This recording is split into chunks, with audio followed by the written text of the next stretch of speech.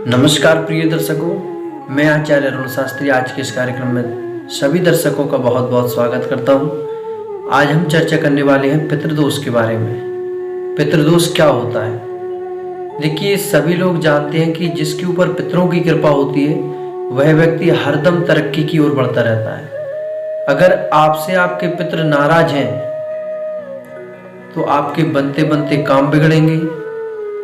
आपको उम्मीद रहती है कि अब मेरा ये काम होने वाला है, लेकिन अचानक से एकदम निराशा हाथ लग जाना, यह सब पितृदोष के लक्षण है। देखिए, पहली बात यह है कि पितृदोष जिस व्यक्ति के ऊपर होता है उस व्यक्ति को संतान से संबंधित कोई ना कोई परेशानी होती है या फिर उसकी जीविका में कहीं ना कहीं रुकावट उत्पन्न होती रहती है।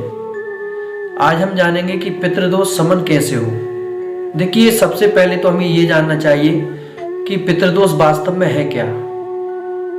अगर हमारे पूर्वज अपनी पूर्ण आयु न भोग करके पहले ही किसी कारण से उनकी मृत्यु हो जाती है तो उनकी आत्मा जो इधर उधर भटकती रहती है वह चाहती है कि हमारी संतान कोई पुण्य कर्म करे, हमारे लिए सत्कर्म करे जिससे हमारी मुक्ति हो।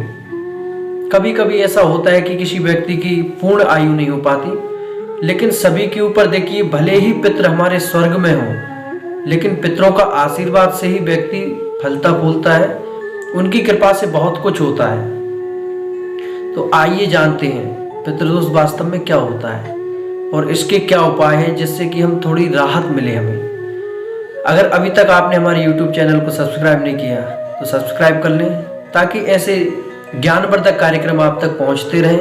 जानते हैं, अगर जन्म कुंडली से संबंधित भी आप किसी प्रकार की कोई जानकारी चाहते हैं तब भी आप हमारे नंबर पर कॉल कर सकते हैं। डिस्क्रिप्शन में आपको हमारा नंबर मिल जाएगा। देखिए, पितृदोष की सबसे बड़ी कमी होती है कि व्यक्ति का चेहरा एकदम निस्तेज हो जाना, उसके परिवार में कलह का वातावरण होना, छोटी छोटी बातों पर एक दूसरे से अनबन होती रहना पितृदोष के लक्षण है।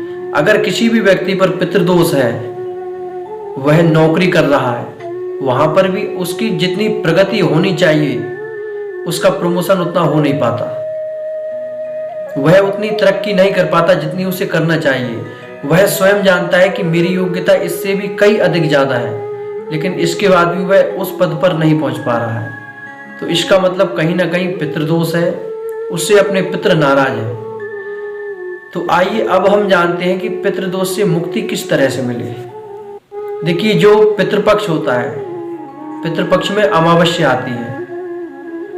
अमावस्या के दिन विशेषकर पितरों के लिए ही पूजा पाठ किया जाता है और पितृ उससे बहुत प्रसन्न होते हैं, तृप्त होते हैं। और विशेषकर श्रीमद् भागवत का मूल पाठ करने से या फिर गीता पाठ कराने से, अगर आप ये नहीं कर सकते तब आप ऐसा भी कर सकते हैं, कुछ अमावस्या के दिन किसी ब्राह्मण को भोजन कराएं, गरीबों को दान दें। देखिए, दान करते समय भी आपको एक सावधानी बरतनी है कि दान हम कैसे व्यक्ति को कर रहे हैं, किस व्यक्ति को कर रहे हैं।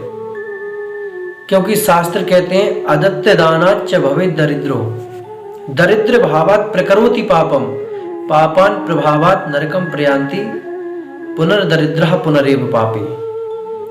अगर आप किसी अपात्र व्यक्ति को दान कर रहे हैं जिसे आपकी दान की आवश्यकता नहीं, अधिकतर हमने देखा है लोग कहाँ दान करते हैं, जहां बड़ी बड़ी संस्थाएं होती हैं, जहां पहले से ट्रस्ट भरे पड़े हुए हैं, ऐसी जगह पर जाकर दान करते हैं। लेकिन देखिए, दान करना आपने अपनी ओर से दान कर दिया, ये बात एक अलग है, लेकिन आपके दान का जो पैसा है, आपका जो सामग्री है, आपने कुछ भी दान किया, वह व्यक्ति के कितने उपयोग में आ रही है। विशेष इस बात का होता है आपकी वस्तु का भोग कौन कर रहा है, किस तरह से कर रहा है। अगर किसी आप सत्पात्र व्यक्ति को दान करते हैं जिसे आपके दान की आवश्यकता है, और एक बात और है, ऐसे व्यक्ति को कभी भी दान न करें जिसे आपका दान लेते हुए प्रसन्नता ना हो। क्योंकि आप देखिए, भरे में जल डालेंगे तो उससे कोई फर्क नहीं पड़ेगा, अगर आप खाली में डालेंगे तो कुछ ना कुछ थोड़ा भरेगा जरूर। इसलिए कभी भी दान करें तो सत्पात्र व्यक्ति को करना चाहिए हमेशा के लिए, क्योंकि उससे आपने जो दान कर दिया वो बात एक अलग है, लेकिन आपके पितरों को प्रसन्नता कब होगी और जब सामने वाला व्यक्ति आपके दान की वस्तु का उपभोग करेगा, उपयोग करेगा, उसका मन अंदर से प्रसन्न होगा। जितना वह आपकी दान की वस्तु को लेकर के प्रसन्न होगा, उतना ही आपको पुण्य मिलेगा।